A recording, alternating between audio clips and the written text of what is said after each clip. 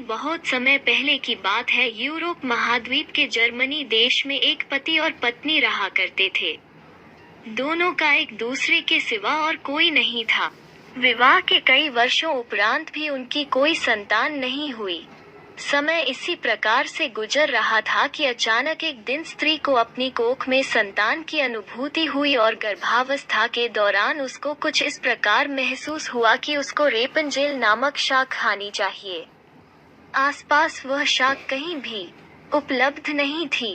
पति पत्नी एक जादूगरनी के बगीचे के समीप ही रहते थे। पत्नी के मन की बात जब पति ने सुनी तो पति ने उससे वादा किया कि वह उसके लिए रेपंजेल नाम की वह शाक साथ लेकर आएगा।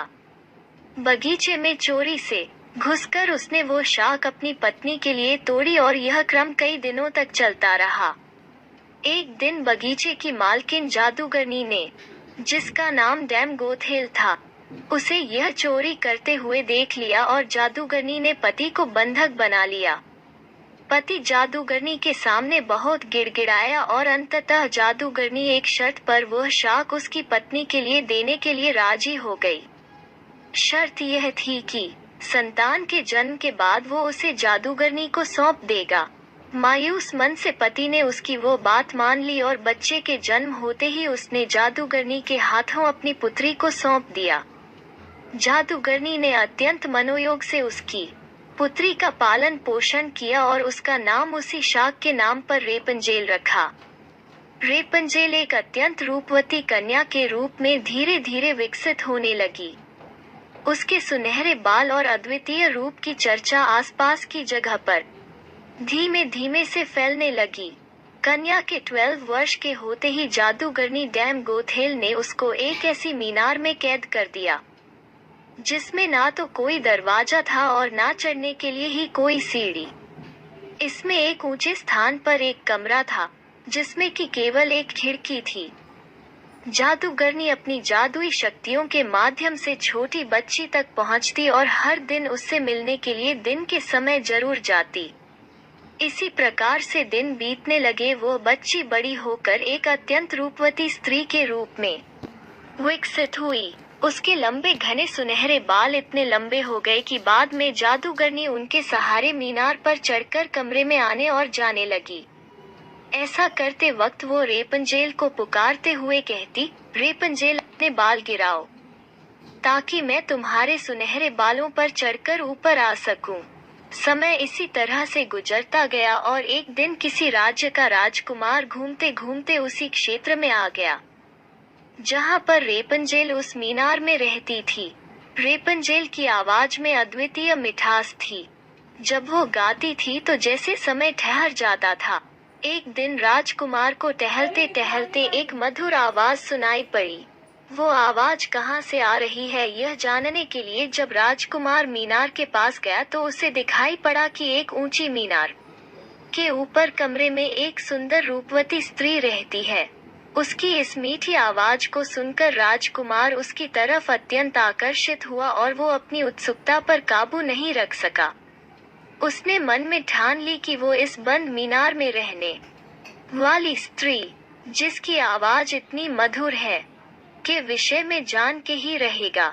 एक दिन जब दिन के समय जादूगरनी रेपंजेल से मिलने के लिए आई तो उसने जादूगरनी को वो शब्द कहते और बालों के जरिए ऊपर चढ़ते हुए देख लिया।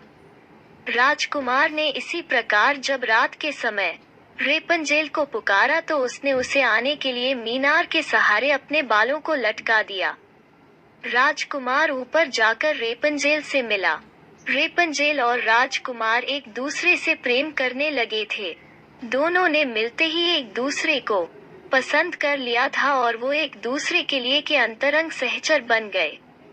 अतः राजकुमार ने रेपंजेल के सामने विवाह का प्रस्ताव रखा। रेपंजेल इस पर सहमत हुई और दोनों का मिलना जुलना धीमे धीमे बढ़ने लगा। जादूगरनी डैम गोथेल रोज दिन के समय रेपंजेल को मिलने के लिए आया करती थी। राजकुमार और रेपंजेल ने मिलकर एक योजना बनाई कि राजकुमार द्वारा दिए गए रेशम से रेपंजेल एक सीढ़ी बनाएगी, जिससे कि वो दोनों उस जगह से भाग सकें।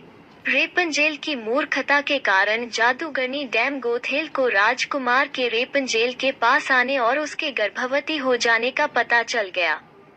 जादूगरनी डैम गोथेल ने रेपंजेल को मीनार से बाहर निकाल दिया और जंगली जानवरों के बीच से जंगल में विचरने को अकेला छोड़ दिया, और वो स्वयं उस मीनार के कमरे में जाकर छुप गई। राजकुमार के चढ़ने के लिए उसने रेपंजेल के बालों को काटकर उन्हें मीनार से बाहर लटका दिया ताकि राजकुमार ऊपर चढ़ सके और उसे कोई शंका ना हो। जब राजकुमार रेपंजेल से मिलने के लिए उस रात आया तो रेपंजेल की जगह जादूगरनी को पाकर वो भयभीत हो गया और मीनार से कूद पड़ा, जिससे कि नीचे पड़े कांटों से उसकी दोनों आंखों की रोशनी चली गई। जब राजकुमार नीचे गिरने लगा उसके हाथ में रेपंजेल के कटे हुए बाल आ गए और रेपंजेल की लंबी बालों की लट राजकुमार के साथ ही नीचे गिर गई। नीचे उतर पाने का कोई अन्य तरीका न होने के कारण जादूगरनी डैम गोथेल उस मीनार में फंस गई और अंततः मृत्यु को प्राप्त हुई। अपनी आंखों और अपनी प्रेमिका को खो देने के बाद राजकुमार निराश होकर अंधा होकर जगह जगह भटकने लगा। कई महीनों तक इस प्रकार भटकने के पश्चात वो उस क्षेत्र में जा पहुंचा जहां पर रेपंजेल बस चुकी थी। उधर रेपंजेल ने जुड़वा बच्चों को जन्म दिया, जिनमें एक बेटी और एक बेटा हुआ। इसी तरह कुछ समय तक एक दूसरे के विछोह में रहने के बाद अंततः दोनों उसी राज्य में एक स्थान पर मिले, और उनके मिलन से चमत्कार स्वरूप राजकुमार की दृष्टि वापस आ गई और रेपंजेल के लंबे सुनहरे बाल उसको वापस मिल गए और दोनों हंसी खुशी अपना जीवन साथ में बिताने लगे। शिक्षा: इस कहानी से हमें यह शिक्षा मिलती है कि बुरे का अंत बुरा ही होता है, और विश्वास के सहारे एक दिन दुनिया में सब कुछ पाया जा सकता है। जिस तरह जादूगरनी गलत नियत से रेपंजेल को इतने साल कैद में रखती है, एक दिन उसे इसका दंड मिला और वो मारी गई। रेपंजेल ने बचपन से उम्मीद लगाई हुई थी कि उसे एक दिन कोई बचने आएगा, उसकी खुशहाली भरी जिंदगी होगी। एक दिन उसके इस विश्वास को भगवान ने पूरा कर दिया।